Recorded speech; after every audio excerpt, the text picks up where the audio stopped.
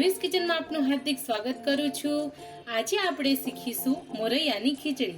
જો તમને મારી આ વાનગી ગમે તો પ્લીઝ તમારી ફેમિલી અને ફ્રેન્ડ્સ સાથે શેર કરજો અને મારી વાનગીને જરૂરથી લાઈક કરજો। તો ચાલો હવે આપણે બનાવીશું। સૌપ્રથમ અડધી વાટકી મોરૈયાને આપણે પાણીમાં પલાળવા માટે મૂકી દઈશું। સૌપ્રથમ આપણે કુકરમાં 3 ચમચી ઘી ગરમ થવા માટે મૂકીશું।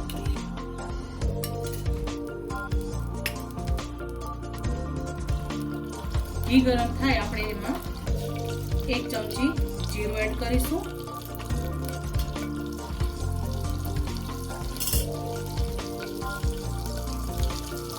ત્યાર પછી આપણે તેમાં 2 ચમચી સિંગદાણા અને મીઠો લીમડો એડ કરીશું।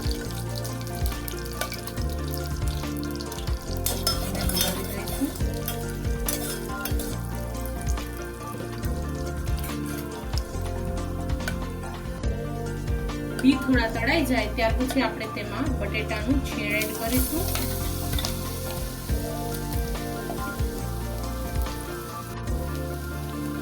ગાજરનું છીણ એડ કરીશું। 2 લીલા મરચાં એડ કરીશું। અડધી ચમચી છીણેલું આદુ નાખીશું અને બધાને થોડા હલાવી દઈશું।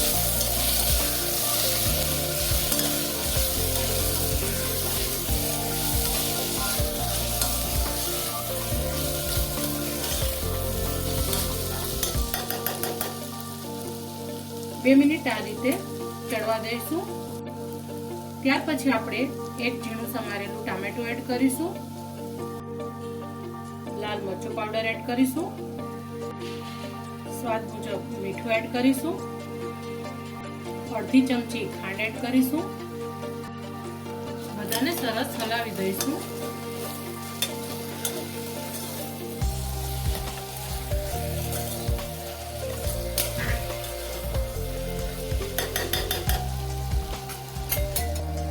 મસાલા થોડા ચડી જાય ત્યારબાદ આપણે તેમાં અડધી વાટકી મોરૈયામાં મેં અહીં અડધી વાટકી જેટલું પાણી લીધેલું છે। ત્યાર પછી આપણે બધાને સરસ મિક્સ કરી દઈશું અને આપણે 2 મિનિટ ઉકળવા દઈશું।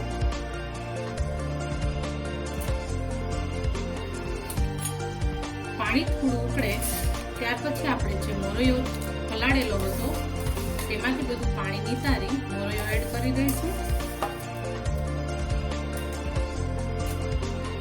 અને મિક્સ કરી દઈશું।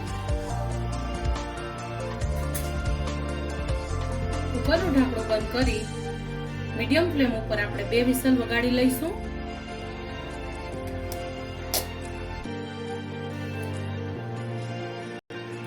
બે વિસલ પછી થોડી વાર કુકર એમને રાખી ત્યારબાદ આપણે કુકરને ખોલીશું।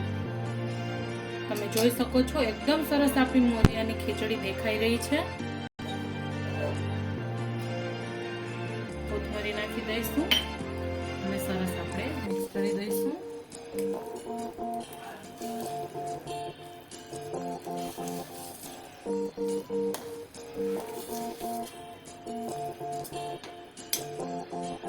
ખીચડીને આપણે સર્વિંગ પ્લેટમાં લઈ લઈશું। તૈયાર છે આપણી મોરૈયાની ખીચડી।